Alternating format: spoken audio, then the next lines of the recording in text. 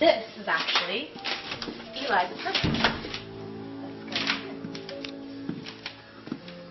Kind of neat, right? And again, it all looks very different, sort of boarded up and put away, but this is where Eli lived, and I believe where he got laryngitis and had all kinds of different ghosts come and visit him, his parents. I'm just gonna give it to you straight. You don't have swine flu. You have laryngitis. No, and you don't have flesh-eating bacteria either. It's probably just hives. You had hives all over your rear end through the whole 4th grade. Eli, what is all this stuff? Define regular. This is what I call clean. I am not hungry. Typical morning conversation with Mom. Okay, so probably one of our most recognizable sets, the same as it ever was, our antique store. It all looks so incredibly different without the hair and makeup and wardrobe and lights and cameras. We spent a lot of time in here. Cameron and I did a lot of bonding. This is not the usual genteel stuff you normally carry. True, but there seems to be an interest in all things military right now, and I found this collector who has tons. Well, now you truly have the A to Z shopping experience. You have antique needlepoint pillows, you've got Art Deco lamps, and look, you've got World War II gun holsters. You know what? Maybe it'll bring in more male customers. Well, have you ever considered having a vintage wet t-shirt contest? Because that'll really bring them in. Times are tough. I just might. Aisha and I, first season, are originally the ones who opened the store. This is kind of where Melinda ran to hide away from the ghosts, although she could never really hide away from the ghosts, and pretend that she was sort of a normal girl with this extraordinary gift.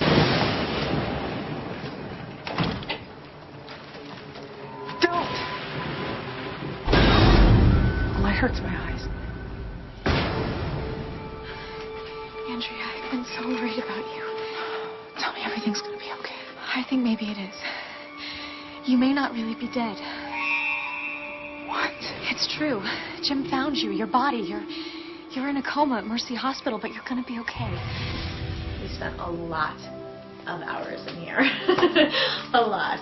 Probably the most thing that's famous in this store and most recognizable, our angel statue.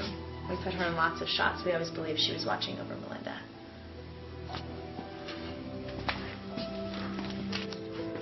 I used to hide my waters and my sides and my cell phone back in these shelves during scenes on national television where you guys were watching. Oh, look. See? I told you that we used to hide our sides. Or sides. Sides and Ghost Whisperer. Let's see. February 25th, 2010. Oh, this is when the kid got kidnapped. Oh my God, Jim, I have searched every inch of this house. Honey, calm down. It'll be okay. I'm gonna call the police. We'll call everyone. Hello? My son is missing. This is weird. The mirror says get out. That's up from one of our episodes. That's not from one of our episodes. Can you see it? Look, it says get out. Okay, so here we are in the middle of Town Square. This is Grandview. It was also Back to the Future and To Kill a Mockingbird and all those things in the wonderful back lot of Universal. This is the antique store, same as it ever was. This is the outside. So anytime Melinda was running out, getting in her car, going somewhere, chasing a ghost, and our season finale when all of the shadows blocked out the store and kind of took over her body.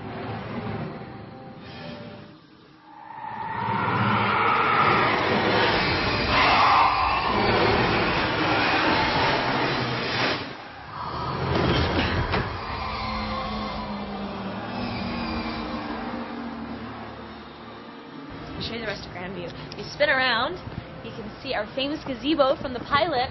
And this is actually built here to match where we filmed in Orange County for some of the pilot. Lots of big important crossovers took place over here. Tonight we send our loved ones to where we thought they'd already gone.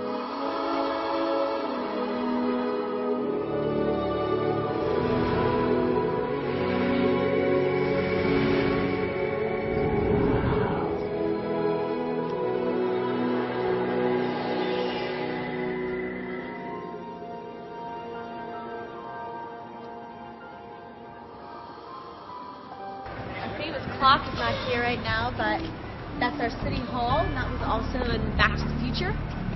And if you spin around that way, just to show you how many different ways you can shoot in the square, over here is the entrance to Rockwell Memorial, and this is where we would film the outside shot. So anytime Jim and Melinda, or Eli and Melinda, or Delia and Melinda, anyone was sort of rushing into the hospital or rushing out, this is where we would film the outside, and then we would skip over to the stages to film the inside stuff. This is our little gas station that they added. Yeah, you're about a quart low. Well, maybe that's what my car's been trying to tell me. Yeah, you almost got to be a computer genius to own a car today. You know, it used to be fun, you know, figuring out what was wrong, but now I just look at a screen. If you look down there, you can see Lento's. That's our restaurant. Hi. Am I late? Oh, I was early. Hi. There's our Bay Ridge Booksellers Cafe and Bookshop.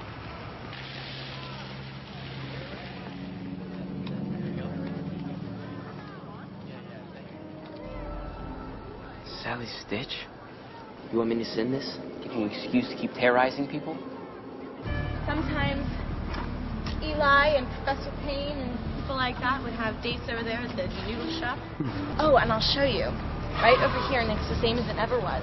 In my episode, for the 100th episode, we had to, which I directed, we had to do this big explosion, right? So the whole cast was over there in the gazebo. We had cameras up in those buildings over there. We had tons of cameras all here. And we blew up this building right here where it says Banks Cutler Real Estate.